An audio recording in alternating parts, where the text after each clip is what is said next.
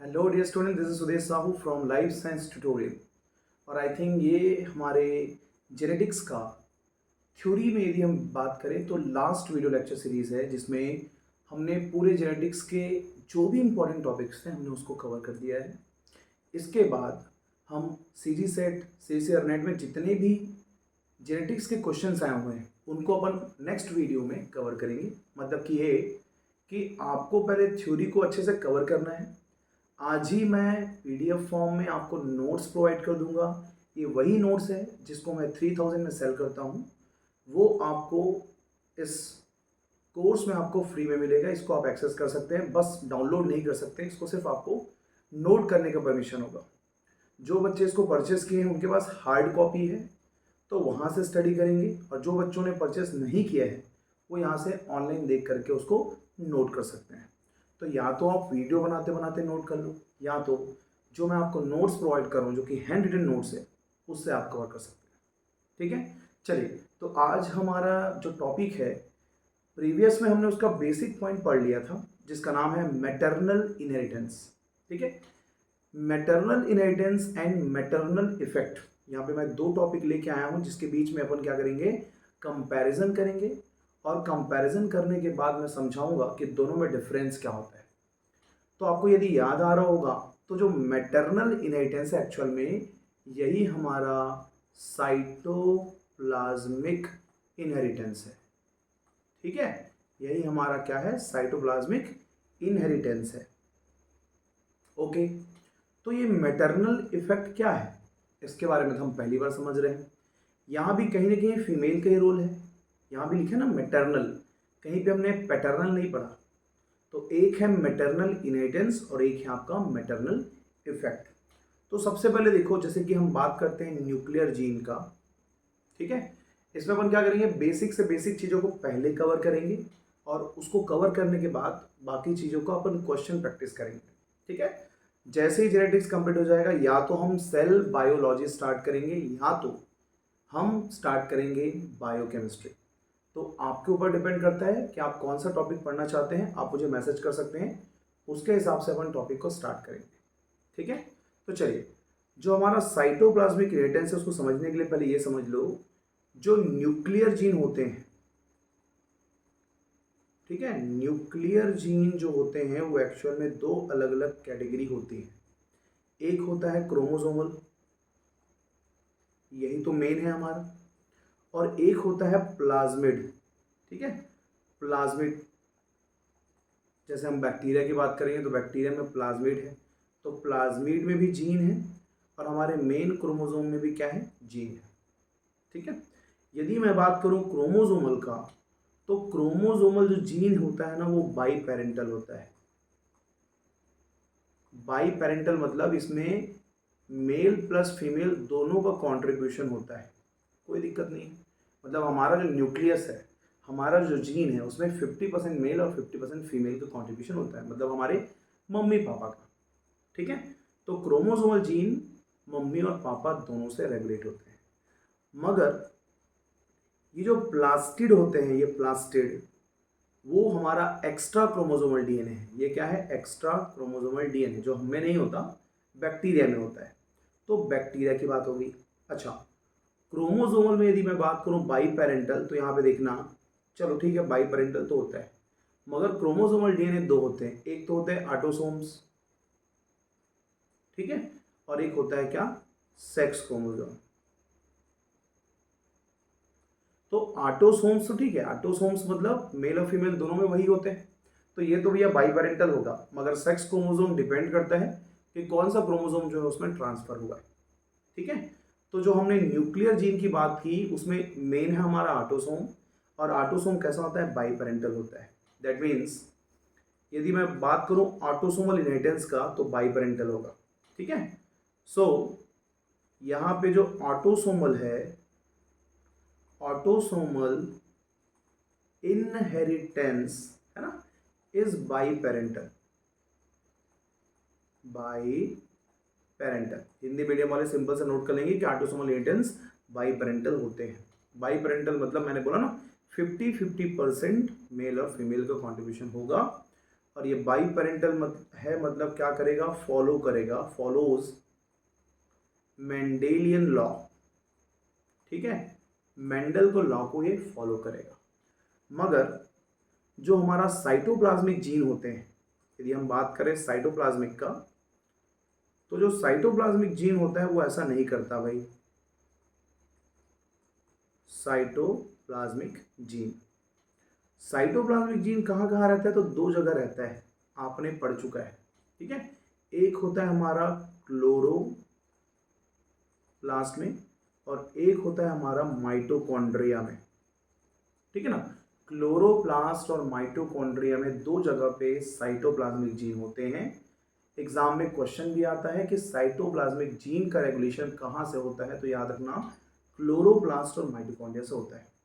ठीक है, अब ये दोनों की बात करूं मैं तो बाई पेरेंटल यूनिपेरेंटल हो सकते हैं, बाई पेरेंटल भी हो सकता है और यूनी पेरेंटल भी हो सकता है। मगर भाई जब न्यूक्लियर जीन भी बाई पेरेंटल है तो इसमें कुछ तो डिफरेंस होगा। तो मगर याद रखना कि जो हमारा साइटोप्लाज्मिक जीन होते हैं वो यूनिपेरेंटल होते हैं। यूनिपेरेंटल होते हैं मतलब एक ही सेक्स इसमें इन्वॉल्व होगा और वो इन्वॉल्व होने वाली और कोई नहीं है, फीमेल है, मतलब फीमेल का इन्वॉल्वमेंट जो है वो ज़्यादा होता है। मगर दोनों हो सकते हैं, पैटर्नल भी हो सकता है और मैटरनल भी हो सकता है। अब बताओ पैटर्नल और मैटरनल में सबसे मोस्ट कॉमन क्या है, तो सिंपल सी बात है, फीमेल है, तो ये हमारा हो जाएगा मोस्ट कॉमन। ठीक है, तो ये तो हो गई इंट्रोडक्शन की बात। अब बताओ, याद करो, साइटोप्लाज्मिक जीन का मैंने एग्जांपल बताया था, क्या, प्लास्टिड कलर, प्लास्टिड कलर इन मिराबिलिस जलापा। ठीक है, जिसमें यदि तुमने मेल और फीमेल का क्रॉस किया होता, मान लो ये कैसा है, येलो कलर है, फीमेल का येलो कलर है और आपका जो मेल है वो ग्रीन है। ठीक है, मेल जो है कैसा है, ग्रीन है। तो मैंने कहा था कि F1 जनरेशन में जो भी प्रोडक्ट आएंगे वो येलो होंगे। क्यों ऐसा हुआ, क्योंकि यहाँ से मम्मी का जीन जो है ट्रांसफ़र हो रहा है। ऐसा क्यों हुआ था, मैंने बताया था कि फीमेल जो गैमेट होता है वो लार्ज होता है, that means it contain the large amount of cytoplasm. जिनके पास जितना ज़्यादा साइटोप्लाज्म होगा वही अगले जनरेशन में जाएगा in the case of cytoplasmic gene. ठीक है, तो यहाँ पे मेल का कोई भी इन्वॉल्वमेंट नहीं है। यदि मैं फीमेल के कलर को ग्रीन कर दूं तो प्रोडक्ट भी ग्रीन ही आएगा। जैसे कि हमने नेक्स्ट एग्जांपल देखा था, ये मान लो फीमेल है और फीमेल कैसा है, ग्रीन है, का क्रॉस हमने मेल से कराया। ठीक है, और मेल का कलर मान लेते हैं चलो येलो है, तो इसका जो F1 प्रोजेनी है वो कैसा होगा, ग्रीन होगा। मतलब पूरा का पूरा डिपेंड करेगा किस पे, फीमेल पे। ठीक है, जिसकी हमने लास्ट टाइम स्टडी की थी। तो इसको लाइन बाय लाइन नोट कर लेंगे। पहला पॉइंट इसको बनाएंगे, सेकंड पॉइंट ये हो जाएगा, थर्ड पॉइंट में इसको नोट करना, फोर्थ पॉइंट में ये नोट कर लेना स्टार पॉइंट, फिफ्थ पॉइंट में एग्जाम्पल नोट करेंगे और सिक्स पॉइंट में दोनों एग्जाम्पल को नोट करेंगे। आपके नोट्स को प्रीवियस में जाकर देखो, बहुत सारे टॉपिक ये जो हमने टॉपिक अभी कवर किया वो वहीं का है। एक्चुअल में मैं आपको याद दिलाना चाहता हूँ कि मैटरनल इनहेरिटेंस होता क्या है, तभी तो क्लियर होगा मेरे भाई कि आपका मैटरनल इफेक्ट होता क्या है। ठीक है साहू जी, तो जो मैटरनल इफेक्ट है उसको चलो इस स्लाइड में अपन समझेंगे। सबसे पहले अपन करते हैं क्या कि दोनों के बीच में एक सिंपल सा अपन क्या करेंगे, डिफरेंस पता कर लेते हैं। ठीक है, तो चलिए एक एग्जांपल तो आपने देख लिया, क्या एग्जांपल था आपका, प्लास्टिक कलर इन मिराबिलिस जलापा। चलो एग्जांपल नंबर 2, अब ये ना CSIR नेट लेवल पे जा रहा हूं मैं, और नेट लेवल में एक बहुत अच्छा क्वेश्चन आता है, इसका एग्जांपल है ईस्ट, बडिंग ईस्ट। ठीक है, तो इन केस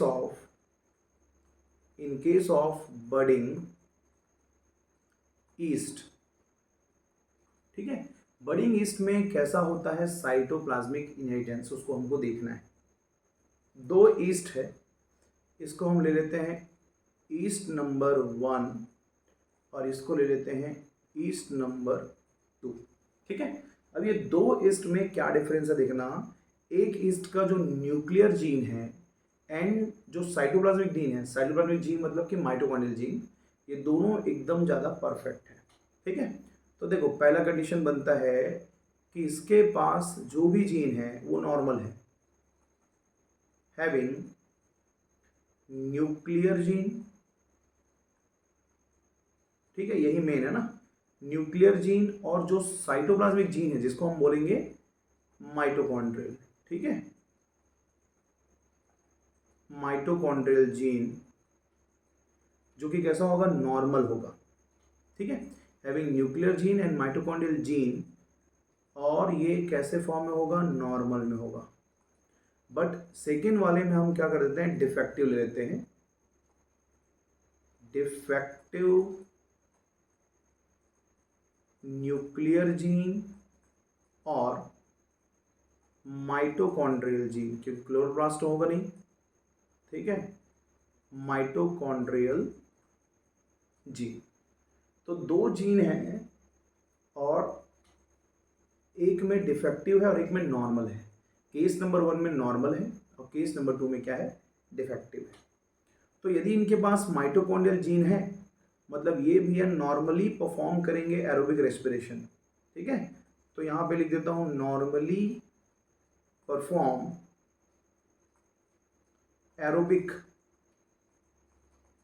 एरोबिक रेस्पिरेशन। ये पता है ना क्या होता है एरोबिक रेस्पिरेशन। रेस्पिरेशन को हमने दो पार्ट में डिवाइड किया है, एक होता है आपका एरोबिक रेस्पिरेशन एंड सेकंड होता है एनारोबिक रेस्पिरेशन। तो जो एरोबिक रेस्पिरेशन होता है उसमें रेस्पिरेशन होगा in the presence of oxygen, but in the case of anaerobic respiration the respiration occur in the absence of oxygen. ठीक है, जिसको हम फर्मेंटेशन के नाम से भी जानते हैं। तो ये दोनों में डिफरेंस होता है। तो भैया माइटोकॉन्ड्रिया में रेस्पिरेशन होगा ना भाई, तुम्हारा जो ग्लाइकोलाइसिस होता है वो साइटोसॉल में होता है, फिर क्रेब्स साइकिल और इलेक्ट्रॉन ट्रांसपोर्ट चेन वो तो आपके माइटोकॉन्ड्रिया में होते हैं। और जब माइटोकॉन्ड्रिया नॉर्मल होगा तो उसमें एरोबिक रेस्पिरेशन तो होगा, और यदि एरोबिक रेस्पिरेशन होगा मतलब उसको मिलेगी एनर्जी। ठीक है, ये जो एनर्जी है वो हाई अमाउंट में होगा। तो इनके बीच में जब एनर्जी ज़्यादा है तो रैपिड सेल डिवीजन अकर। ठीक है, सेल डिवीजन अच्छे स्पीड से होगा, और सेल डिवीजन यदि स्पीड से होगा तो भाई ईस्ट की बड़ी कॉलोनीज बनेगी। So form large colonies of east. ये नॉर्मल लार्ज कॉलोनी बनाएगा। अब देखो ऐसा ईस्ट जिसमें न्यूक्लियर जीन है और माइटोकॉन्ड्रियल जीन है, जिनमें एरोबिक रेस्पिरेशन परफॉर्म कर रहे हैं, एनर्जी यदि सिंथेसाइज हो रही है तो रैपिड सेल डिवीजन होगा और वो लार्ज कॉलोनीज का फॉर्मेशन करेगा। इसको हम नाम देते हैं क्या, ग्रैंडे टाइप। ठीक है, ग्रैंड बोल सकते हो या ग्रैंडे बोल सकते हो, GRANDE। ठीक है, क्या बोलेंगे इसको, ग्रैंडे टाइप बोलेंगे। ये नॉर्मल है ग्रैंडे टाइप, और जो डिफेक्टिव होगा वो बन जाएगा क्या, पेटाइट। ठीक है, तो चलो पेटाइट के लिए देखते हैं। यहाँ तुमने कहा कि नॉर्मल रेस्पिरेशन होगा, तो यहाँ पे बोलोगे डज नॉट परफॉर्म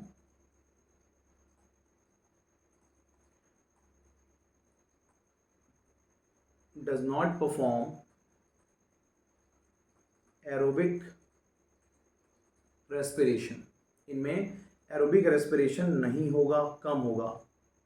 तो भैया एनर्जी तो कम बनेगा। यदि एनर्जी कम बन रही है तो less number of cell division, मतलब सेल डिवीज़न प्रॉपरली नहीं हो पाएगा, और सेल डिवीज़न नहीं हो पाएगा तो क्या करेगा, छोटे छोटे कॉलोनीज बनाएगा, forms small colonies of east. ठीक है, और जिसमें स्मॉल कॉलोनी बन जाए उसको हम बोलते हैं पेटाइट। मतलब याद रखना, जो डिफेक्टिव है उसको बोलेंगे पेटाइट, और जो पर्टिकुलर नॉर्मल कंडीशन में है उसको हम कहेंगे क्या, ग्रैंडे टाइप। ठीक है, तो इसमें कोई दिक्कत तो नहीं है आप लोग को। तो ये हो गया हमारा नॉर्मल टाइप और पेटाइट हो गया हमारा एबनॉर्मल या फिर डिफेक्टिव टाइप। ठीक है, तो मान के चलो कि पेटाइट को हमने दो पार्ट में डिवाइड किया है। पेटाइट को हम फिर से क्या करेंगे, दो पार्ट में डिवाइड करेंगे। कैसे डिवाइड करेंगे, तुमने यहाँ पे बोला कि डिफेक्टिव न्यूक्लियर जीन और माइटोकॉन्ड्रियल जीन, तो एक में न्यूक्लियर जीन डिफेक्टिव होगा और एक में माइटोकॉन्ड्रियल जीन डिफेक्टिव होगा। ठीक है, समझते हैं इसको आगे वाले स्लाइड से, इसको नोट कर लेंगे बहुत अच्छे से। ठीक है, अब थोड़ा सा हायर लेवल पे जा रहे हैं जी, तो जो भी डाउट होंगे तो आप मुझे प्लीज़ पूछें, ताकि मैं आपके लिए डाउट सेशन का एक लाइव लेक्चर बना सकूं, ताकि आपको और मुझे ये क्लियर हो जाए कि मेरे बच्चों को कितना ज़्यादा क्लियर हो रहा है टॉपिक्स। ठीक है, तो बिल्कुल भी संकोच ना हो आपको, बिल्कुल भी डाउट नहीं, बिल्कुल भी डर नहीं, जो भी है बेहिचक बोलिए, हम आपके डाउट्स को आपको क्लियर करेंगे। ठीक है, तो चलो, मैंने कहा कि पेटाइट को दो पार्ट में हम डिवाइड कर देंगे। ठीक है, तो पेटाइट के दो टाइप में देखो, due to defect in nuclear gene, due to defect in nuclear gene मतलब ऐसा ईस्ट जिसमें सिर्फ न्यूक्लियर जीन डिफेक्ट होगा, एक हो गया। सेकेंड में बोल देता हूं due to defect in mitochondrial gene, mitochondrial gene बोल देता हूं। ठीक है, तो ये दो कंडीशन जो है वो नॉर्मली यहां पे बनेगा। ठीक है, यदि न्यूक्लियर जीन में डिफेक्ट होता है तो that is called segregational petite, segregational petite. और यदि माइटोकॉन्ड्रियल जीन में यदि डिफेक्ट होता है तो उसको बोलते हैं अपन, या तो बोलेंगे सप्रेसिव या तो बोलेंगे न्यूट्रल, दो इसके नाम है, सप्रेसिव या फिर न्यूट्रल। ठीक है, तो दोनों नाम लिख दो, न्यूट्रल स्लैश सप्रेसिव पेटाइट। ठीक है, तो ये दोनों अलग अलग पॉइंट बनेंगे, इसको हमको लाइन से देखना है। सबसे पहले हम कवर करेंगे सेग्रीगेशनल पेटाइट को, और उसके बाद हम कवर करेंगे न्यूट्रल पेटाइट को, उसके बाद हम कवर करेंगे सप्रेसिव पेटाइट्स को। ठीक है, तो देखो माइटोकॉन्ड्रिया के डिफेक्ट होने से दो कंडीशन है और न्यूक्लियर जीन के डिफेक्ट होने से एक ही कंडीशन है। अब समझो कि पेटाइट में सेग्रीगेशनल पेटाइट क्या है, उसको देखना। आपको क्या करना है, एग्जाम में इतना याद रखना है कि सेग्रीगेशनल पेटाइट में क्या रेशियो आता है ग्रैंडे का और पेटाइट का, इसको आपको देखना है। तो चलिए सबसे पहले नंबर का हेडिंग डाल देता हूं, सेग्रीगेशनल पेटाइट। ओके, तो सेग्रीगेशनल पेटाइट कब बनता है, जब उसके न्यूक्लियर जीन में डिफेक्ट होता है।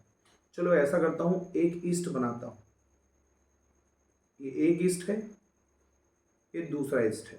ठीक है, ये इसका न्यूक्लियस है ना, न्यूक्लियस में देखना मैं क्या बनाना चाह रहा हूं, ये न्यूक्लियस का जीन है, ये इसका न्यूक्लियस है, ये न्यूक्लियस का जीन है।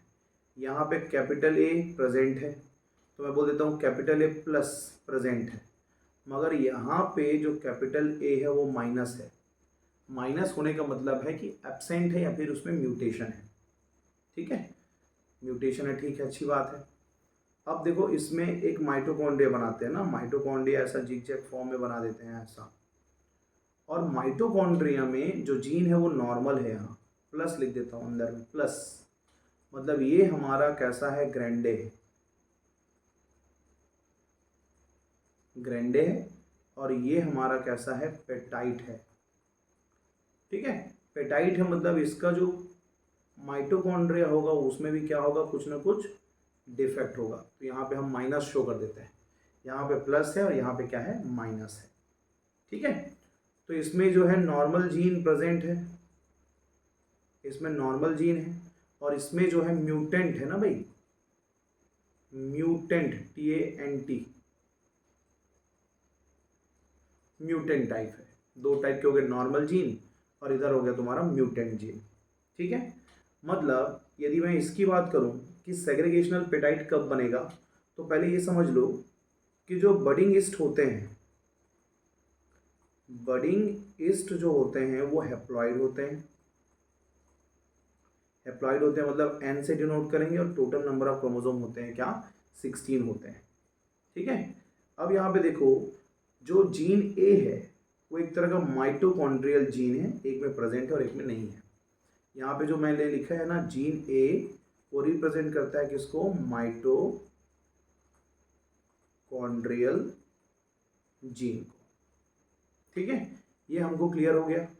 तो दो चीज़ें समझ में आई कि ग्रैंडे क्या है, पेटाइड क्या है, और पेटाइड में सेग्रीगेशनल पेटाइड क्या है, तो उसके लिए अपन को यहाँ पे क्रॉस को देखना पड़ेगा। ठीक है, अब ऐसा करते हैं, ग्रैंडे का क्रॉस, इसका क्रॉस हम पेटाइड के साथ कर देते हैं, तो दोनों मिलेंगे तो क्या बनेंगे, देखो तो ये एक बड़ा सेल बना मान लो ईस्ट का, ये न्यूक्लियस है। ठीक है, न्यूक्लियस बन गया। अब न्यूक्लियस में भाई दोनों फ्यूज होंगे तो डिप्लॉइड बन जाएंगे। यहाँ कैपिटल ए आ जाएगा ए प्लस और यहाँ आ जाएगा ए माइनस, मतलब एक तुम्हारा ग्रैंडे टाइप का प्लस और पेटाइड का हो जाएगा माइनस हो जाएगा। ठीक है, और दोनों के माइटोकॉन्ड्रिया आ जाएंगे। ये माइटोकॉन्ड्रिया है, मान लो ये छोटा छोटा जो बना रहा हूँ वो माइटोकॉन्ड्रिया है। माइटोकॉन्ड्रिया में भाई कुछ प्लस जीन आएंगे और कुछ माइनस जीन आएंगे। प्लस जीन ग्रैंडे से आएगा और माइनस जीन जो है वो पेटाइड से आएगा। ठीक है, अब यदि मैं बात करूं कि इनमें जब सेग्रीगेशन होगा, तो सेग्रीगेशन होने से यदि हैप्लॉइड की बात हो रही है तो नंबर ऑफ सेल कितने बनेंगे, 4 बनेंगे। ये हो गया 4। ठीक है, देखो भाई कुछ में ए प्लस जाएगा और कुछ में क्या जाएगा, ए माइनस जाएगा। मतलब ए प्लस और ए माइनस में यदि मैं प्लस की बात करूं तो ये प्लस जो दिख रहा है वो ग्रैंडे है और ये जो नीचे माइनस जो दिख रहा है वो पेटाइड है। अब बताओ टेट्राड में number of grande and petite क्या है, देखो तो grande is to petite is equal to is to two slash, या तो ले सकते हो 1:1। दैट मीन्स याद रखना सेग्रीगेशनल पेटाइड में नंबर ऑफ ग्रैंडे एंड पेटाइड कितना होगा, तो 2:2 ले लो या फिर इसको ले लो 1:1 रेशियो। ये क्या है, 1:1 रेशियो है। ठीक है, तो ये कंडीशन सेग्रीगेशनल पेटाइड कहलाता है। न्यूट्रल में क्या होगा, जितने भी, न्यूट्रल मतलब क्या हो रहा है, जितने भी डिफेक्टिव है वो एक भी अपने आप को एक्सप्रेस नहीं करेंगे, पूरे के पूरे कैसे होंगे, नॉर्मल माइटोकॉन्ड्रियल जीन प्रेजेंट होंगे। ठीक है ना, तो चलो नंबर 2 देखते हैं, न्यूट्रल। ठीक है, न्यूट्रल पेटाइड की बात कर लेते हैं। अब न्यूट्रल पेटाइड की बात करें मतलब यहाँ पे भी 2 होगा क्रॉस, 1 और ये 2। इसको हम बना देते हैं ग्रैंडे और इसको हम बना देते हैं पेटाइड। तीनों का कंडीशन बस अलग अलग होगा, कंडीशन को तुमको याद करना पड़ेगा। एक जीन है यहाँ पे ए प्लस और ये है हमारा न्यूक्लियस। ठीक है, दूसरा जीन यहाँ पे माइटोकॉन्ड्रिया में ये प्लस है, दोनों प्लस होगा तभी तो क्या बनेगा, ग्रैंडे बनेगा। पेटाइड की बात हो रही है तो पेटाइड में क्या होगा, यहाँ पे देखना ये वो पेटाइड है, न्यूट्रल पेटाइड कब बनेगा, जब ओनली माइटोकॉन्ड्रियल जीन डिफेक्टिव होगा। ओनली माइटोकॉन्ड्रियल जीन जो है वो कैसा होगा, डिफेक्टिव होगा, न्यूक्लियर जीन नॉर्मल होगा। तो यहाँ पे जो कैपिटल ए है वो प्लस में है। ठीक है, मगर जो माइटोकॉन्ड्रियल है वो कैसा है, माइनस है। मतलब इधर तीनों प्लस है, एक बस माइनस है जो कि माइटोकॉन्ड्रियल जीन है। ठीक है, अब इन दोनों के बीच में यदि क्रॉस होगा तो क्या होगा, जो ओनली फंक्शनल माइटोकॉन्ड्रिया है वो डिवाइड करेंगे। Only functional mitochondria divides, only functional mitochondria divides, and जो डिफेक्टिव है, डिफेक्टिव डज नॉट डिवाइड। ठीक है, मतलब इस कंडीशन में जो डिफेक्टिव हो डिवाइड नहीं करेगा, सिर्फ फंक्शनल माइटोकॉन्ड्रिया डिवाइड करेंगे। तो जितने भी एस्कस होंगे है ना भाई, इनसे मिल करके कितने बन जाएंगे, यदि मैं इसकी बात करूं तो टोटल बन जाएंगे आपके 4। ठीक है, ये हो गया आपके 4, और चारों के चारों जो एस्कोस्पोर है सब में तो ए प्लस होगा, जो माइटोकॉन्ड्रियल जीन है सब में ए प्लस होगा, क्योंकि भाई देख लो यहाँ भी ए प्लस है और यहाँ भी ए प्लस है, तो सब में ए प्लस होगा। और माइटोकॉन्ड्रियल जो जीन है यहाँ पे देखो, ये माइटोकॉन्ड्रिया बनाते हैं सब में, माइटोकॉन्ड्रियल जीन भी क्या होगा, प्लस प्लस होगा। क्यों? क्योंकि फंक्शनल वाला माइटोकॉन्ड्रिया डिवाइड किया है, नॉर्मल वाला नहीं किया है। तो ऑल दी एस्कोस्पोर, क्या भाई देखो, ये हम ईस्ट की बात कर रहे हैं, ठीक है, ईस्ट, तो ईस्ट में हम क्या बोलते हैं, एस्कोस्पोर बोलते हैं। ऑल दी एस्कस या फिर ascospore are, all the ascospores are grande type, क्या बोलेंगे इसको, ग्रैंडे टाइप बोलेंगे, ठीक है। मतलब इसमें क्या क्या हुआ होगा, इसमें यदि मैं कंडीशन की बात करूं तो जो नॉर्मल माइटोकॉन्ड्रियल जो जीन है, mitochondrial gene इंटर्स into all ascospore, ठीक है। मतलब जितने भी फंक्शनल माइटोकॉन्ड्रिया के जीन थे वो बाकी सब में क्या कर गए, इंट्रोड्यूस हो गए। इसीलिए यहाँ पे एक भी पेटाइड टाइप नहीं बना है। पेटाइड यहाँ पे हो गया न्यूट्रल, इसीलिए इसको हम बोलते हैं क्या, न्यूट्रल पेटाइड बोलते हैं। सब के सब कैसे होंगे, ग्रैंडे टाइप होंगे, ठीक है। ये हमारा हो गया सेकेंड कैटेगरी, ठीक। अब आता है तुम्हारा थर्ड कैटेगरी, जिसको हम बोलते हैं सप्रेसिव पेटाइट। अब यहाँ पे उल्टा होगा, देखो पहले कंडीशन में था 50% ग्रैंडे था, 50% पेटाइट था। दूसरे कंडीशन में क्या हो गया, 100% ग्रैंडे टाइप हो गए। अब सप्रेसिव में क्या होगा, जो तुम्हारा ग्रैंडे टाइप है वो सप्रेस हो जाएगा। मतलब ऐसा भी केस हो सकता है कि ग्रैंडे का क्रॉस जब हम पेटाइट से करें और जितने भी प्रोजनी हैं ऑल आर पेटाइट, ठीक है। जितने भी पेटाइट मतलब जितने भी तुम्हारे एस्कोस्पोर है पेटाइट हो गए, मतलब यहाँ पे जो डोमिनेंट कैरेक्टर था ग्रैंडे टाइप वो सप्रेस हो गया, ठीक है। तो सप्रेसिव पेटाइट के केस में यदि मैं बोलूँ तो माइटोकॉन्ड्रिया डिवाइड मोर एंड मोर, जो डिफेक्टिव माइटोकॉन्ड्रिया है ना, तो यहाँ पे लिख सकते हो defective mitochondria divides more and more, किसके कंपैरिजन में, as compare to normal mitochondria. यहाँ पे जो एमसी लिखा हूँ मैस्टुरेशन साइकिल है, सॉरी मैस्टुरेशन साइकिल बोलता हूँ, माइटोकॉन्ड्रिया है ना, मैस्टुरेशन साइकिल इसमें ऐड मत कर देना भाई, ठीक है, दिक्कत हो जाएगी। हम जब एनिमल फिजियोलॉजी पढ़ेंगे तो वहाँ पे मैं बताऊंगा कि मैस्टुरेशन साइकिल क्या होता है, तो उसका टेंशन मत लो। अभी बस जितना मैं बोल रहा हूँ उतने को आपको क्या करना है, नोट करना है, ठीक है। चलो भाई, अब ये तो बात हो गई किसकी, हमारे कंडीशन की। मैंने जो आपको साइटोप्लाज्मिक इनहेरिटेंस बताया था उसमें आपको यहाँ तक की चीज़ों को ऐड करना है, ठीक है। ये भी आपके साइटोप्लाज्मिक इनहेरिटेंस का ही एग्जाम्पल है, तो इसको आप नोट कर लेंगे, ठीक है। अब यदि मैं बात करूँ कि दोनों के बीच में डिफरेंस क्या है, जो हमने हेडिंग डाल के रखा है यहाँ पे, एक तो हमने डाला है मैटरनल इनहेरिटेंस और एक है तुम्हारा मैटरनल इफेक्ट, ठीक है। तो मैटरनल इनहेरिटेंस और मैटरनल इफेक्ट में डिफरेंस क्या है उसको हम बहुत बेसिक तरीके से इसको समझेंगे, ठीक है।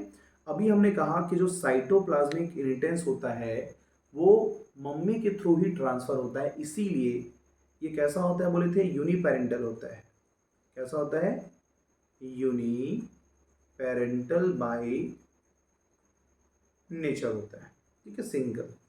यूनिपेरेंटल नेचर का होता है, मतलब यहाँ पे कौन से जीन आएंगे, तो याद रखना साइटोप्लाज्मिक जो जीन है इन्वॉल्व होंगे, ठीक है। साइटोप्लाज्मिक जीन जो है most of the time involve होंगे, यहाँ पे स्पेसिफिक जीन इन्वॉल्व नहीं होगा, ठीक। अब ये यदि यूनिपेरेंटल है तो मैटरनल इफेक्ट जो होते हैं वो बाई पेरेंटल होते हैं, बाई पेरेंटल बाई नेचर होते हैं।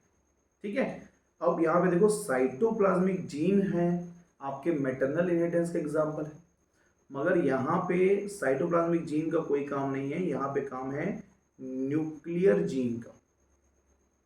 ठीक है ना, मतलब जो मैटरनल इफेक्ट होता है उसमें न्यूक्लियर जीन इन्वॉल्व होते हैं, न्यूक्लियर जीन क्या होंगे, इन्वॉल्व होंगे। ठीक है, तो ये हो गया तुम्हारे दो कंडीशन। अब बोलोगे एग्जाम्पल क्या है, तो देखो दोनों का एग्जाम्पल नोट कर लो। इसका यदि एग्जाम्पल बोलूंगा तो बडिंग ईस्ट, और बडिंग ईस्ट में हमने क्या देखा, ग्रैंडे, ग्रैंडे और पेटाइट, ये इसका एग्जाम्पल है। दूसरा एग्जाम्पल हमने देखा था प्लास्टिड कलर इन मिराबिलिस जलापा, प्लास्टिड कलर इन मिराबिलिस जलापा,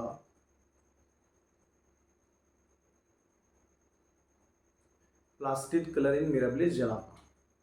यदि हम बात करें इसकी, तो यहाँ ना एक एग्जाम्पल आता है भाई, शेल का रोटेशन, जिसको हम बोलते हैं शेल की क्वाइलिंग। ठीक है, शेल की क्वाइलिंग की बात करूंगा मैं, शेल क्वाइलिंग इन स्नेल, जो घेंगा होता है ना, घेंगा का जो ऊपर में जो बोन लाइक स्ट्रक्चर होता है घुमा हुआ, तो वो दो तरीके से घूमता है भाई, है ना, ऐसा एंटी क्लॉकवाइज या फिर कैसे घूमेगा, क्लॉकवाइज। ठीक है, तो एंटी क्लॉकवाइज और क्लॉकवाइज के लिए हमने यहाँ पे नाम रखा है डेक्स्ट्रल और रखा है सिनिस्ट्रल। तो चलिए मैटरनल इफेक्ट का एग्जाम्पल हम देखते हैं। तो मैटरनल इफेक्ट का एग्जाम्पल जो था उसको हम यहीं से समझते हैं। अब यहाँ पे देखना कि रोटेशन दो तरह के होते हैं, दोनों को नोट कर लेना। एक इसमें भी डोमिनेंट है और एक जो है वो कैसा है, रिसेसिव है। ठीक है, डोमिनेंट डेक्स्ट्रल है, कैपिटल डी से डिनोट करते हैं, ये कहलाता है डेक्स्ट्रल कहलाता है, और रिसेसिव में स्मॉल डी है जो कि कहलाता है सिनिस्ट्रल। ठीक है, एक हो जाएगा डेक्स्ट्रल और एक हो जाएगा सिनिस्ट्रल। यदि मैं डेक्स्ट्रल की बात करूं तो कैसा है, राइट हैंडेड है, राइट हैंडेड। यदि मैं बात करूं सिनिस्ट्रल का, तो सिनिस्ट्रल भैया कैसा होगा, लेफ्ट हैंडेड होगा। ये टी है, लेफ्ट हैंडेड होगा। ठीक है, राइट हैंडेड क्वाइलिंग और लेफ्ट हैंडेड क्वाइलिंग होगी, उसको हमने डेक्स्ट्रल और सिनिस्ट्रल कह दिया। ठीक है, अब ऐसा करते हैं कि इसको एक सेल के थ्रू बना देता हूं मैं। देखो ये एक सेल है, इस सेल में एक न्यूक्लियस है। ठीक है, न्यूक्लियर जीन कौन है, कैपिटल डी है, और यहाँ पे एक mRNA है। ठीक है, mRNA है। ठीक है, इसका क्रॉस एक रिसेसिव से करा रहे हैं। इसके अंदर में भी क्या है, न्यूक्लियस है, इसमें क्या है, स्मॉल डी है, इसमें भी इसका क्या है, mRNA है, ये mRNA। चलो अभी डोमिनेंट को बना देते हैं मेल और रिसेसिव को बना देते हैं फीमेल। यदि मेंडल का क्रॉस होता तो आप बोलते हैं कि डोमिनेंट जो है वो F1 जनरेशन में एक्सप्रेस होगा, मगर रिसेसिव जो है वो F1 जनरेशन में एक्सप्रेस नहीं होगा, मगर यहाँ पे ऐसा नहीं है। मेल गैमेट स्मॉल होता है। ठीक है, यहाँ पे नोट कर देता हूँ, स्मॉल मेल गैमेट। और स्मॉल मेल गैमेट में सिर्फ न्यूक्लियर जीन आता है, ना कि mRNA जो कि साइटोप्लाज्म में है। कैपिटल डी आ गया। ठीक है, ये कौन है, तो ये वैसे ही क्रॉस करते हैं ना, ये पेरेंट है। ये कौन है, तो ये हम बोल देते हैं गैमीट है। ठीक है, यहाँ से भी आएगा, तो मैंने बोला था फीमेल का जो गैमीट है बहुत बड़ा होगा, और यहाँ पे कौन आएगा, स्मॉल जीन आएगा, स्मॉल डी। ठीक है, तो लार्ज है ये, क्या है ये, फीमेल गैमीट है, लार्ज फीमेल गैमीट। ठीक है, अब दोनों का फ्यूज़न होगा, तो इधर मैं लेके आता हूँ इसको, दोनों का फ्यूज़न कर देते हैं। ये देखो ऐसे और ऐसे। ठीक है, इधर से निकाल लेते हैं। तो जब दोनों का फ्यूज़न होगा तो एक ऐसा स्ट्रक्चर बनेगा, इसमें जो न्यूक्लियस होगा उसमें आ जाएगा एक कैपिटल डी और एक स्मॉल डी। ठीक है, और मान लो ऐसा करते हैं कि दोनों के एमआरएनए का कलर चेंज कर देते हैं। इसका हम रख देते हैं रेड, इसके एमआरएनए को रख देते हैं रेड, और इसके एमआरएनए को हमने रख दिया है यहाँ पे देखो ब्लैक रख दिया है। तो मैंने कहा कि भाई स्मॉल मेल गैमीट में तो यहाँ पे एमआरएनए आया ही नहीं, मगर लार्ज मेल गैमीट में साइटोप्लाज्म होगा, और साइटोप्लाज्म में ये जो एमआरएनए है वो पेनिट्रेट होकर के आ गया। मतलब इस बच्चे में भी जो एमआरएनए होगा वो किसका होगा, वो फीमेल का होगा। ठीक है, मतलब फीमेल का गैमेट लार्ज होने के कारण एक ही कंडीशन बनती है कि प्रोजेनीज में सिर्फ और सिर्फ फीमेल के एमआरएनए ट्रांसफर होते हैं। अब मेंडल के अकॉर्डिंग तो भैया इस F1 जनरेशन को, यदि मैं इस F1 जनरेशन की बात करूं तो इस F1 जनरेशन का जो ट्रेट है उसको कैसा होना चाहिए, डेक्स्ट्रल होना चाहिए। बट F1 जनरेशन में जितने भी प्रोजेनीज हैं वो सिनिस्ट्रल होते हैं। ठीक है ना, सिनिस्ट्रल मतलब लेफ्ट हैंडेड, इसमें क्या होता है, रोटेशन होता है। अब ये ऐसा कैसे हो गया, ठीक है। तो देखना यहाँ पे तुम बोल सकते हो only mRNA of female gamete, only mRNA of female gamete translate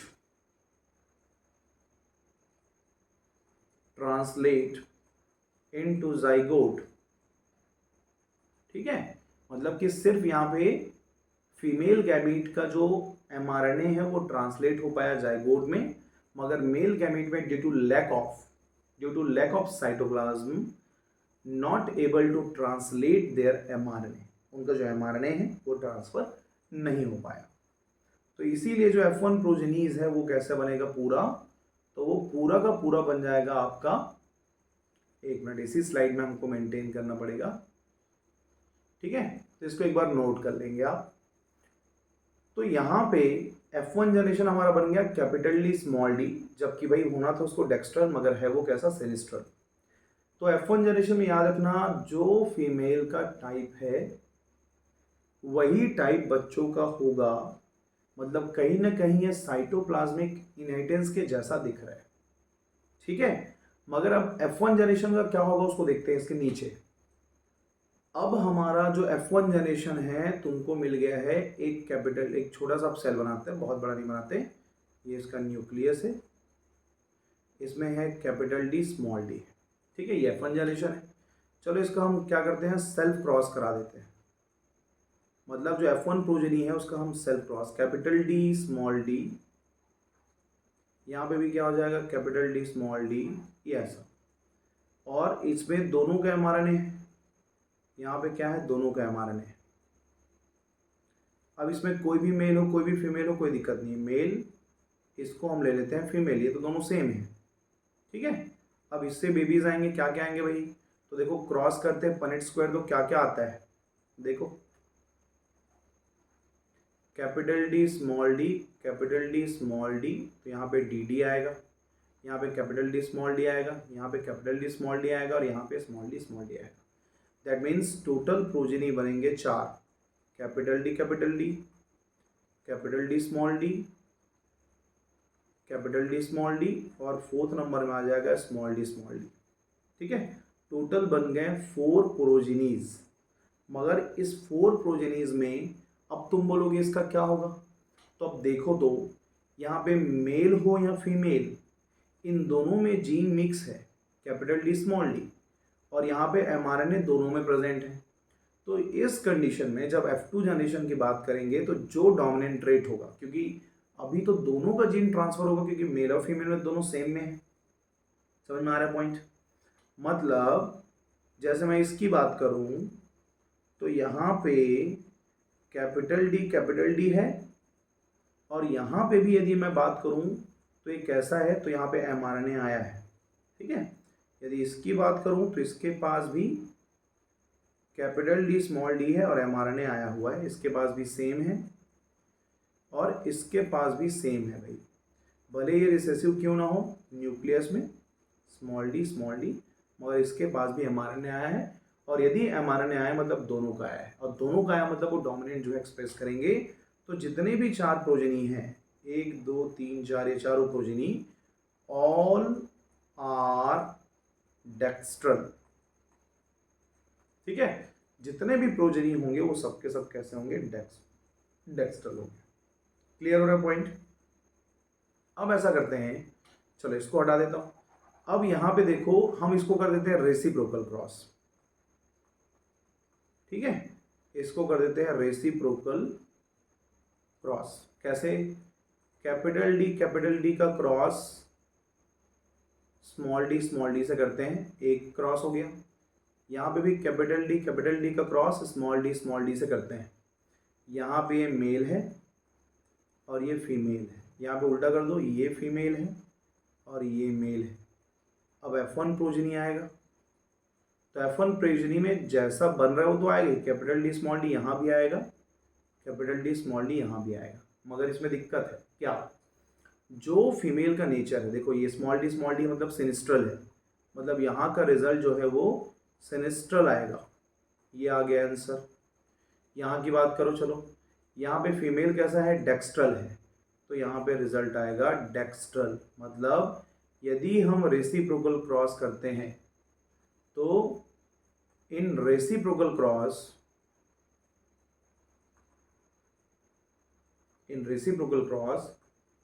the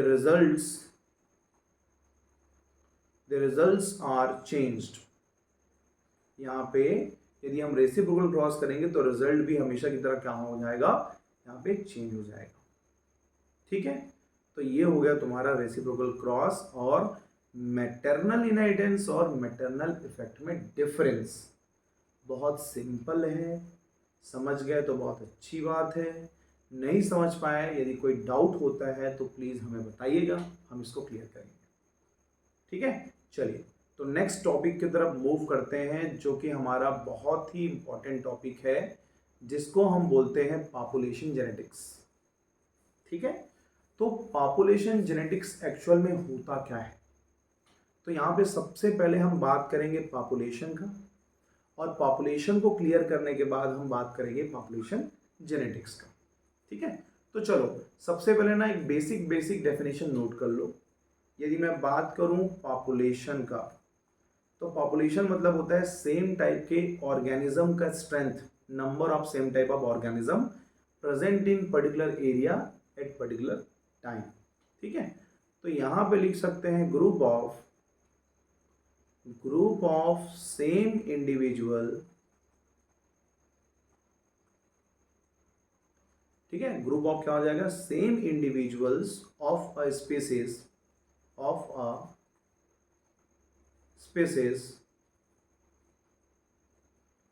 present in particular area at particular time।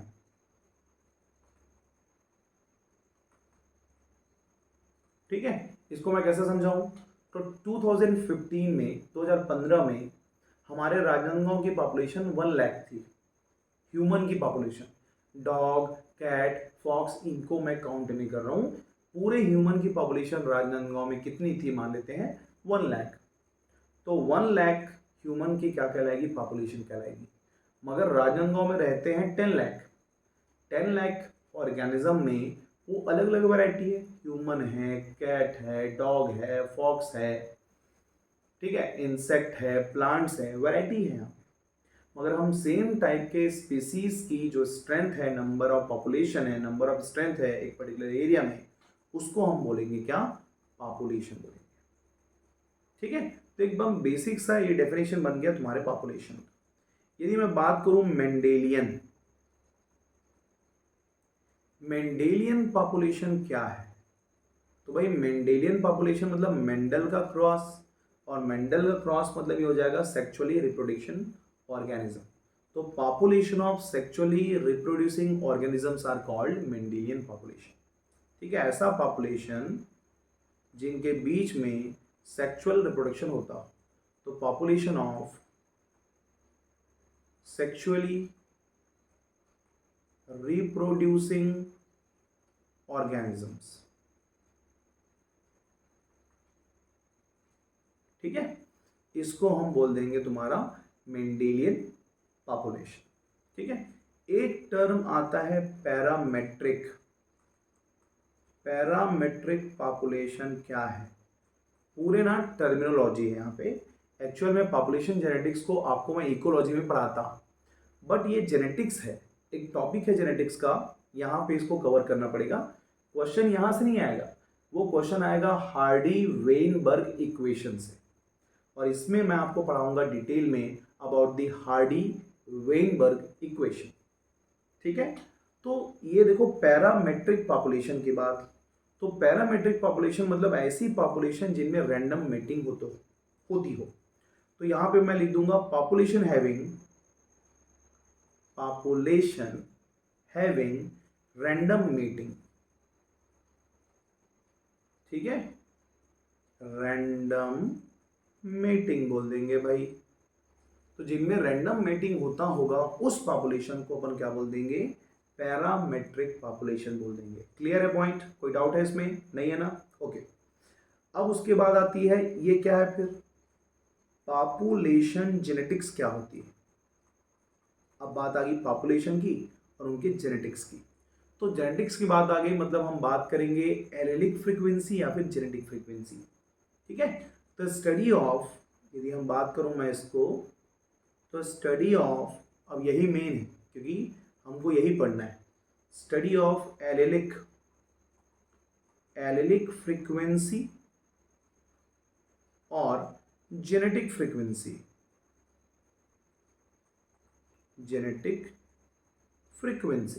ठीक है, एलिल की फ्रीक्वेंसी मतलब नंबर, या फिर जीनोटाइप या जीन की frequency in a given population,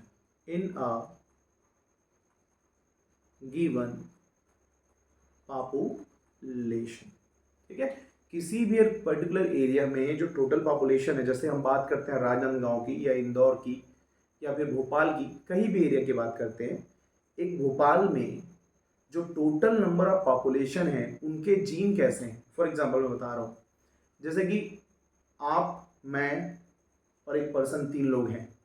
ठीक है, एक के पास कैपिटल ए जीन है, एक के पास कैपिटल स्मॉल ए जीन है और एक के पास स्मॉल ए जीन है। मतलब हम तीनों का एलिल अलग अलग है। मैं होमोजाइगस हूँ, तो दूसरा जो है वो हेट्रोजाइगस है, और एक क्या है? रिसेसिव है। ठीक है, तो इसी को हम क्या बोलते हैं? एलिलिक फ्रीक्वेंसी या फिर जेनेटिक फ्रीक्वेंसी के नाम से जानते हैं। ठीक है, 5th नंबर में आता है जीन पूल। अब ये स्विमिंग पूल जैसा जीन पूल नहीं है जिसमें आप स्विमिंग करोगे। ठीक है, जीन पूल का मतलब होता है सम टोटल ऑफ जीन या जीनोम। टोटल जीनोम को अपन क्या बोलेंगे? जीन पूल कहेंगे। तो यहां पे हो जाएगा स्टडी ऑफ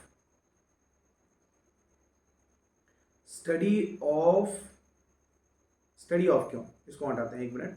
इट इज, बोल सकते हैं, इट इज सम टोटल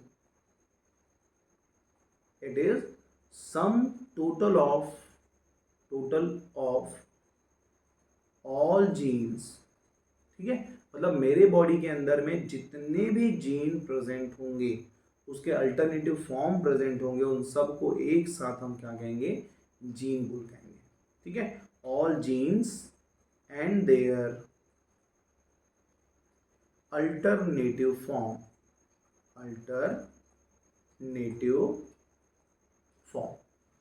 ठीक है, तो भाई पॉपुलेशन क्या है? तो पॉपुलेशन नॉर्मल सी बात है, सेम टाइप के इंडिविजुअल का एक ग्रुप जो कि पर्टिकुलर एरिया और पर्टिकुलर टाइम में रहते हैं। मेंडेलियन पॉपुलेशन मतलब उस पॉपुलेशन में कितने लोग हैं जिनके बीच में सेक्सुअल रिप्रोडक्शन का प्रोसेस होता है, उनको हम बोलेंगे मेंडेलियन। पैरामेट्रिक मतलब जिनमें रैंडम मेटिंग होता हो, सिलेक्शन नहीं होता हो, रैंडम मेटिंग होता हो। उसके बाद में यहाँ पे एक टॉपिक आता है तुम्हारा जिसको हम बोलते हैं पॉपुलेशन जेनेटिक्स। तो यहाँ पे हम बात करते हैं एलेलिक फ्रीक्वेंसी की या फिर जेनेटिक फ्रीक्वेंसी की, वो भी एक पर्टिकुलर पॉपुलेशन। जीन पूल क्या है? तो sum total of all the genes which are present like dominant, recessive और अदर फॉर्म्स, वो पूरे फॉर्म्स को हम एक साथ क्या कह देंगे? जीन पूल के नाम से यहाँ पे जानेंगे। ठीक है, चलिए तो अब यहाँ पे एक्चुअल में आता क्या है देखना, हमारा पॉपुलेशन जेनेटिक्स में एक्चुअल में जो मेन कॉन्सेप्ट हमको डिटेल में स्टडी करना है वो है आपका हार्डी वेनबर्ग इक्वेशन। और ये हार्डी वेनबर्ग इक्वेशन आया कैसे, इसके कॉन्सेप्ट को समझेंगे इस तरीके से। मान लेते हैं एक पॉपुलेशन है, ठीक है। इस पॉपुलेशन में ना कैपिटल ए है, कैपिटल ए स्मॉल ए है और एक स्मॉल है। यदि मैं पॉपुलेशन की बात करूं तो मान लेते हैं 400 है, ये 500 है और रिसेसिव हमेशा कम होता है 100 है। डैट मीन्स टोटल पॉपुलेशन है 1000। ये क्लियर हो गया, ठीक है। तो यदि मैं नॉर्मल फ्रीक्वेंसी की बात करूं, चलो ऐसा करते हैं, नॉर्मल फ्रीक्वेंसी की बात करूं तो ये कितना है 400 अपॉन 1000 है। ये कितना है तो ये 500 अपॉन क्या है 1000 है। और ये क्या है 100 अपॉन 1000 है। ये एक नॉर्मल फ्रीक्वेंसी है, आउट ऑफ 1000 में कौन कितने कितने हैं उसको हमने कहा नॉर्मल फ्रीक्वेंसी। मगर जब मैं बात करूं एलिलिक का, एलिलिक फ्रीक्वेंसी की बात करूं तो यहाँ पे जो सिनेरियो है वो बहुत ज़्यादा चेंज हो जाएगा, ठीक है। चलो, फ्रीक्वेंसी ऑफ डोमिनेंट जीन मतलब कैपिटल ए को कैसे निकालते हैं, फ्रीक्वेंसी ऑफ स्मॉल ए को कैसे निकालते हैं। ये हमारा डोमिनेंट है और ये हमारा कैसा है रिसेसिव जीन है। क्लियर हो रहा है पॉइंट, ठीक है। तो एफ मतलब फ्रीक्वेंसी, कैपिटल ए मतलब डोमिनेंट, नीचे देखो स्मॉल ए है उसका मतलब होता है रिसेसिव। इसका फार्मूला है, ये देखना, देखो कैपिटल की बात हो रही है तो कैपिटल कहाँ मिलेगा, यहाँ मिलेगा आपको। तो देखो कैपिटल ए कितने टाइम है 2 टाइम्स है, तो जितने भी नंबर होंगे उसको 2 से इंटू कर देंगे प्लस हम निकाल रहे हैं कैपिटल का। तो यहाँ पे देखो इस हेट्रोजाइगस में एक कैपिटल है तो इसके नंबर को भी यहाँ पे हम नोट करेंगे, दोनों के नंबर को हम प्लस कर देंगे, ठीक है। अपॉन टोटल पॉपुलेशन जो भी है, टोटल पॉपुलेशन जो भी होगा, यहाँ पे 1000 दिख रहा है, इसको इंटू 2 कर देना है। अब ये 2 क्यों किए, मान लो 1000 पॉपुलेशन है तो बताओ हर एक इंडिविजुअल के पास कितने जीन, 2 जीन। जैसे मान लो देखो 400 पॉपुलेशन है जिनके पास कैपिटल ए है, तो बताओ कैपिटल ए जीन कितने हो गए 800, डबल है ना। तो टोटल पॉपुलेशन यदि 1000 है तो नंबर ऑफ जीन क्या होगा 2000 होगा, ठीक है। और यदि मैं इसका परसेंटेज निकाल दूं तो देखो कैसे होगा। अब देखो कैपिटल ए कितना है 400, तो यहाँ पे मैंने लिखा 400 इंटू 2 करेंगे प्लस कैपिटल ए स्मॉल ए कितना है 500, ये नोट कर लिए 500 अपॉन, ठीक है 1000 टोटल पॉपुलेशन इंटू 2, ठीक है। चलिए अब इसको आगे बढ़ाते हैं, इतने में ना रिसेसिव का बना देंगे, ठीक है। इधर हम डोमिनेंट का बना लेते हैं। तो 400 इंटू 2 हो जाएगा 800 प्लस 500 अपॉन 2000 हो जाएगा।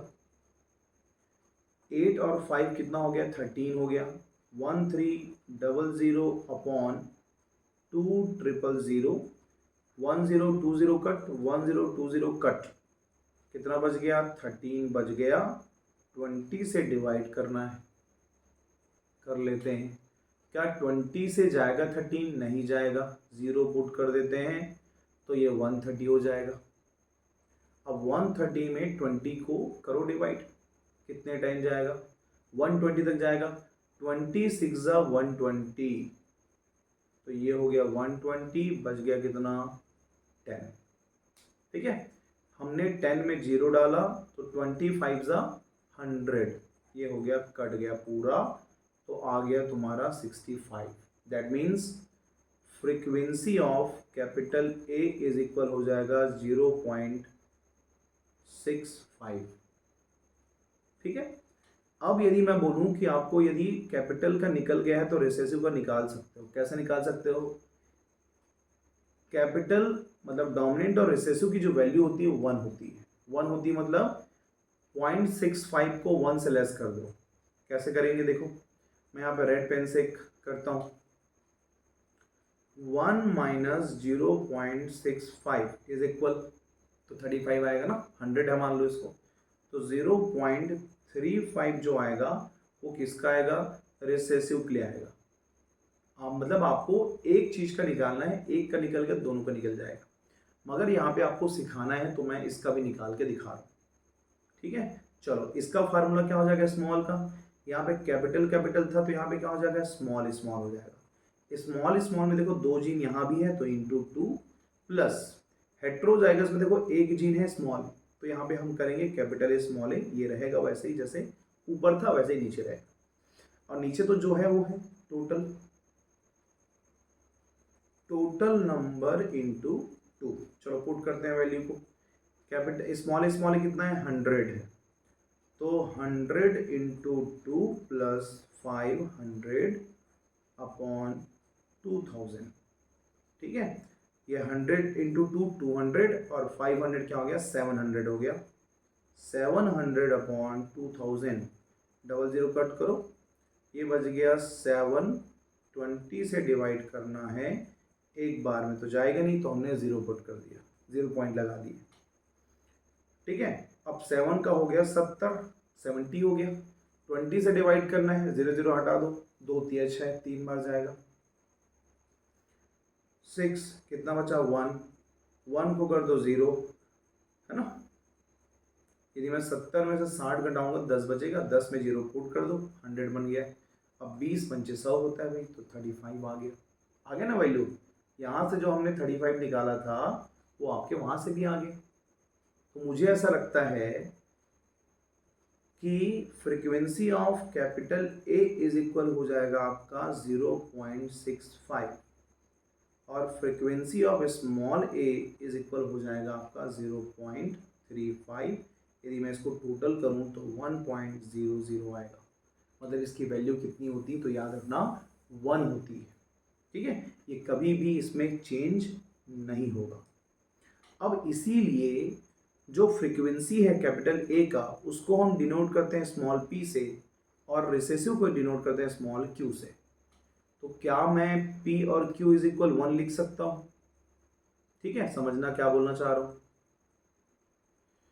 तुमने कहा कि जो फ्रीक्वेंसी है कैपिटल ए का प्लस फ्रीक्वेंसी है स्मॉल ए का, इस दोनों को मिलाओगे तो 1 आएगा। कैसे आएगा देख लो, 0.65 प्लस 0.35 इज इक्वल आ गया 1.0, मतलब कि 1 आ गई। मैंने कहा ये क्या है? डोमिनेंट है। डोमिनेंट को हम डिनोट करेंगे P से प्लस इसको डिनोट करेंगे Q से, और P प्लस Q की वैल्यू कितनी हो गई? 1।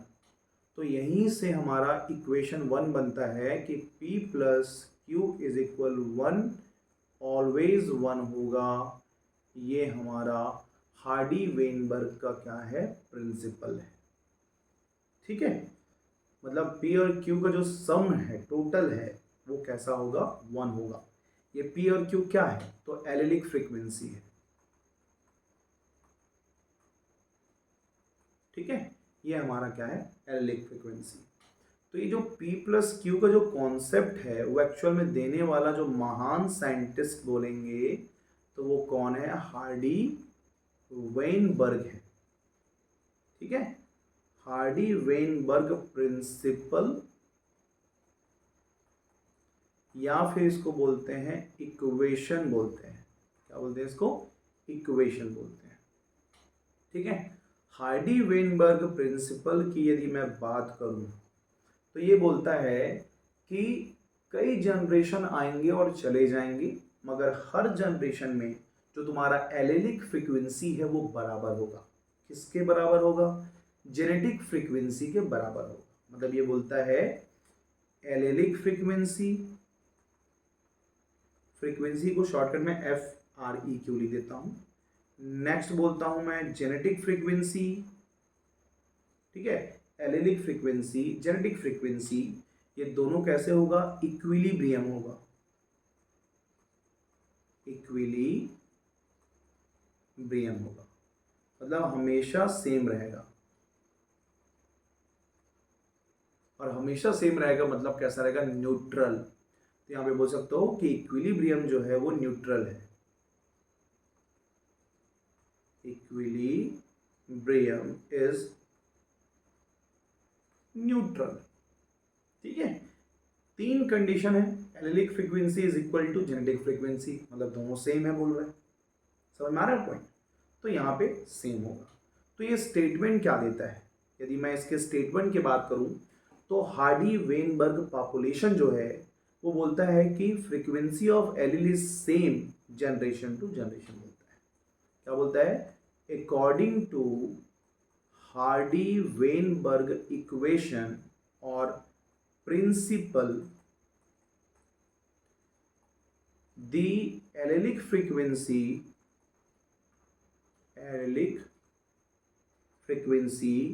always same, कब तक, जब तक है जान, जब तक है जान, मतलब जनरेशन टू जनरेशन चलेगी। ठीक है, जनरेशन टू जनरेशन। ठीक है, कई सारे जनरेशन से ये क्या होते जाएगा, गुजरते जाएगा। ठीक है, मतलब ये है कि जब भी हम बात करेंगे जेनेटिक फ्रीक्वेंसी का किसी पॉपुलेशन में तो हमेशा वो सेम रहेगा। मतलब यहाँ पे एक फंडामेंटल या की पॉइंट ले सकते हो कि allelic frequency is equal to genetic frequency, मतलब जितना एलिलिक फ्रीक्वेंसी होगा उतना ही सेम कैसा होगा, जेनेटिक फ्रीक्वेंसी होगा। ठीक है, चलो भाई अच्छी बात है। तो अब यहाँ पे देखो इक्वेशन नंबर 2 बनेगा। जब हम बात कर रहे थे एलिलिक फ्रीक्वेंसी का तो आपको पता ही होगा कि तुमने अभी इसके लिए क्या यूज किया था, एफ ए यूज किया था, है ना भाई। तुमने कहा F A plus F small A is equal कहा 1।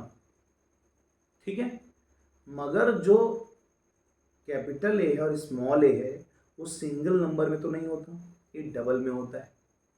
ठीक है, दो दो होंगे, तो दो दो होने पे क्या बनेगा देखो, तो फ्रीक्वेंसी ऑफ कैपिटल ए,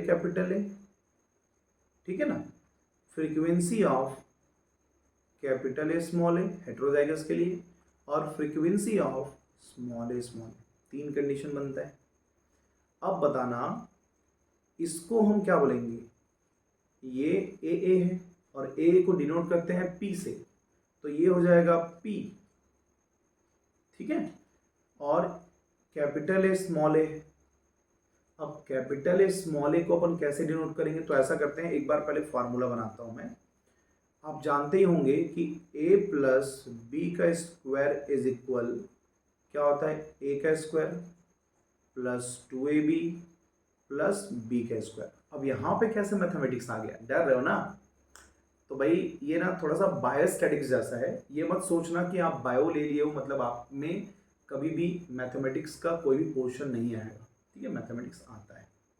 तो ए और बी को हम रिप्रेजेंट करेंगे पी से, मतलब यहाँ पे मैं ऐसा पी डिनोट करता हूँ, पी प्लस क्यू का स्क्वायर, क्योंकि पेयर में है तो देखो पी का square plus 2pq plus Q का स्क्वायर। ठीक है, और इन तीनों का स्क्वायर हमेशा कैसा होता है, 1 होता है। ये हो गया हमारा इक्वेशन नंबर 2 हो गया, और इसी का यूज करके हमको क्वेश्चंस बनाने हैं। अब यहाँ पे बात आती है पी का स्क्वायर क्या है, तो बताओ पी किसके लिए यूज करते हैं, डोमिनेंट के रिसेसिव, डोमिनेंट के लिए 2pq क्या है, और थर्ड नंबर पे आ रहा है तुम्हारा q का स्क्वायर क्या है। तो p का स्क्वायर मतलब कैपिटल ए, 2pq मतलब कैपिटल ए स्मॉल ए, और q का स्क्वायर मतलब स्मॉल ए, मतलब ये तुम्हारा डोमिनेंट ट्रेट है, ये तुम्हारा हेट्रोजाइगस है, और ये तुम्हारा कैसा है, रिसेसिव है। ठीक है, डोमिनेंट, हेट्रोजाइगस, रिसेसिव ट्रेट्स। अब कभी भी आपको नंबर पूछा कि बताओ भाई डोमिनेंट ट्रेड्स की कितनी एलिलिक फ्रीक्वेंसी होगी, तो हम यूज़ करेंगे पी का स्क्वायर। तो सबसे पहले आपको पी और क्यू की वैल्यू निकालना है, और निकालने के बाद आपको जो भी जिसका भी नंबर पूछा है कैपिटल ए स्मॉल ए, उसका हमको नंबर को निकाल देना है। ठीक है, चलो तो एक ना क्वेश्चन दे रहा हूं मैं, इसको हम बना के देखते हैं आपके लिए भी और मेरे लिए भी एक तरह का प्रैक्टिस रहेगा। ठीक है, देखो, in a population of 1000 individual,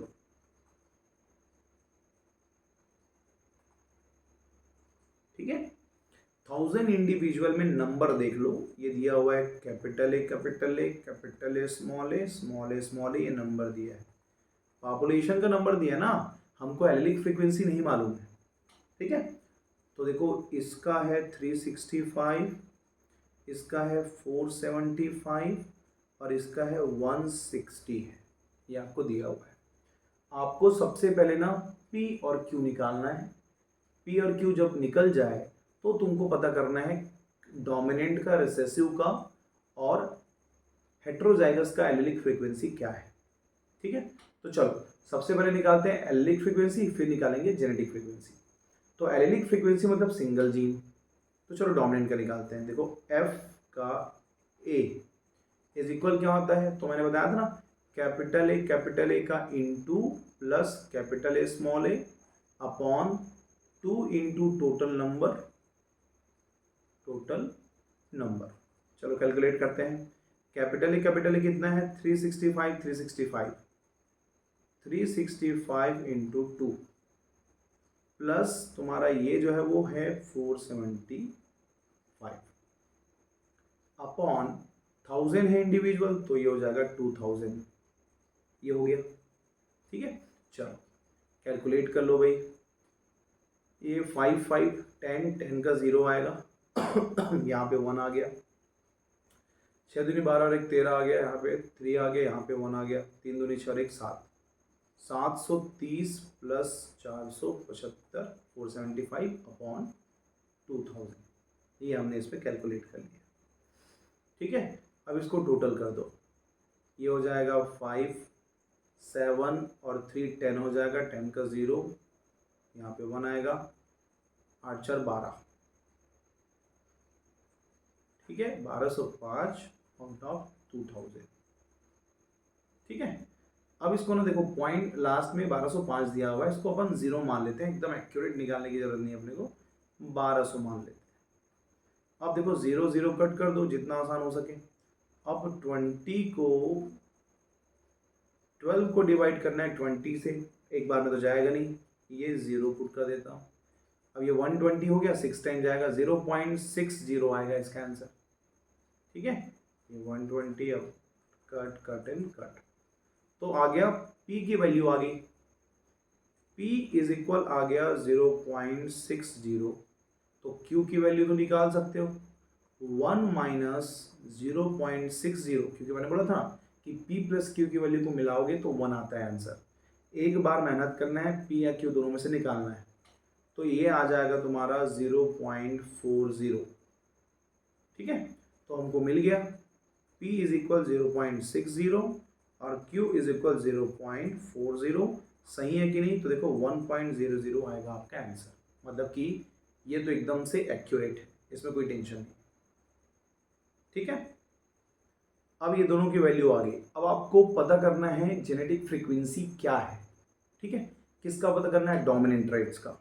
चलो सबसे पहले हम आंसर देखते हैं, डोमिनेंट का जेनेटिक फ्रीक्वेंसी, फिर निकालेंगे रिसेसिव का, फिर निकालेंगे हेट्रोजाइगस का, तीनों का निकाल सकते हैं हेट्रोजाइगस। ठीक है, डोमिनेंट का फार्मूला है P का स्क्वायर, रिसेसिव का है Q का स्क्वायर और हेट्रोजाइगस का है 2PQ जो निकाले हमने।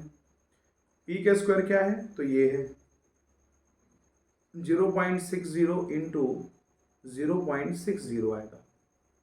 यदि मैं Q के स्क्वायर की बात करूं तो इसका आ जाएगा 0.40 इंटू 0.40। यदि इसकी बात करूं तो 2 इंटू 0.60 इंटू 0.40 आएगा। ठीक है, इन दोनों में 0 है तो उसको हटा सकते हो और डबल कर सकते हो। तो देखो यहाँ आ जाएगा 6 4 24 आ गया, 24 को डबल करो 48, तो इसका आंसर आ जाएगा 0.48 आ जाएगा। अब देखना तीनों की वैल्यू को टोटल करोगे तो उसका भी वैल्यू क्या आएगा, 1 आएगा। ठीक है, 4 4 16, तो 0.16 आ जाएगा। यहाँ पे देखो 6 6 36 आएगा, तो 0.36 आ गया। चलो सबको ऐड करके देखते हैं, 0.36, 0.16, 0.48, सबको टोटल करो, 6 6 12 हो गया, 12 8 20, 20 का 0, ये 2, 3 2 5, 6 6 4 10, 0, यहाँ पे 1 आया, ये 1.00। दैट मीन्स हमारा जो कैलकुलेशन है बहुत ज़्यादा परफेक्ट है। तो याद रखना p का स्क्वायर का वैल्यू है 0.36, q का स्क्वायर का वैल्यू है 0.60 और 2pq का जो है वो है 0.48। ठीक है, तो ये हो गया आपका पॉपुलेशन जेनेटिक्स में क्वेश्चन बनाने का। एक तरह से हमने क्वेश्चन बना करके भी देखा और इसके कंडीशंस को भी हमने देख लिए। ठीक है, तो ये आप प्रैक्टिस करेंगे। जैसे फॉर एग्जांपल ऐसे इसी में एक और सिंपल सा क्वेश्चन देके दिखाता हूं मैं आपको। हार्डी वेनबर्ग का एक क्वेश्चन है जिसमें ये बोलता है f का a इज इक्वल है 0.4, तो f कैपिटल ए स्मॉल ए का क्या होगा। तो देखो कैपिटल ए का दिया हुआ है 0.4, तो भाई कैपिटल ए का यदि 0.4 है मतलब ये p है, तो स्मॉल का क्या हो जाएगा, स्मॉल ए का हो जाएगा 6, 0.6, तो p और q निकल गया आपका। और हेट्रोजाइगस पूछा है, तो हेट्रोजाइगस का फार्मूला क्या है, 2pq है। क्या है, 2pq है। तो 2 इंटू p क्या है 0.4 इंटू 0.6, तो ये हो गया 48 हो गया। 0.48 आपका आंसर आएगा। ये तुम्हारा हो गया क्या, एलेलिक फ्रीक्वेंसी हो गया। ठीक है, ऑलमोस्ट ये जो तुम्हारा हार्डी वेनबर्ग है उसके पूरे जो कॉन्सेप्ट है मैंने यहाँ पे क्लियर कर दिया। मगर हार्डी वेनबर्ग जो प्रिंसिपल है तभी एप्लीकेबल हो सकता है, मतलब Hardy Weinberg principle only applicable for that means कौन कौन से कंडीशन में हार्डी वेनबर्ग लॉ यहाँ पे होगा। तो वो जो ऑर्गेनिज्म है सबसे पहले तो सेक्सुअली रिप्रोड्यूसिंग होना चाहिए। ठीक है, that means sexually reproductive individual होना चाहिए। ठीक है, मतलब उनमें सेक्सुअल रिप्रोडक्शन का पावर जो है होना चाहिए। वो ऑर्गेनिज्म जो है वो डिप्लॉयड हो, ऑटोसोमल हो, मतलब उनमें सेक्स क्रोमोसोम जो है वो नहीं होना चाहिए। ऑटोसोमल जो जीन है उसको हम क्या करेंगे, कंसीडर करेंगे। ये हो गया हमारा सेकंड कैटेगरी। ठीक है भाई, जब क्रॉस हो रहा है तो number of male and female दोनों, both are, number in male and female both are same. ठीक है, दोनों का नंबर जो है वो क्या होना चाहिए, सेम होना चाहिए। ठीक है, अच्छा उनमें कोई सिलेक्शन नहीं होना चाहिए, there is no natural selection, there is no natural selection. उनमें कोई भी नेचुरल सिलेक्शन का जो प्रोसेस है वो नहीं होगा और उनके बीच में ऑलवेज रैंडम मेटिंग होगा। तो एप्लीकेबल इन रैंडम मेटिंग, मतलब उनमें हम सेलेक्ट नहीं कर सकते, उसमें अपने आप ही मेटिंग होगा, हम इसमें कोई भी चेंजेस नहीं करेंगे।